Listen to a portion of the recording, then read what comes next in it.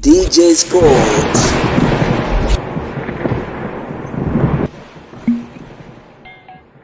Ni mtanange mwingine kwa mara nyingine tena, moja kati ya mtanange ambao unakutanisha kati ya Kongo dhidi ya Benin, moja kati ya mchezo wa kibabe kwelikweli. Ni michuano ya African hapa barani Afrika, moja kati ya michuano ambayo inafanya poa kwelikweli hapa barani Afrika.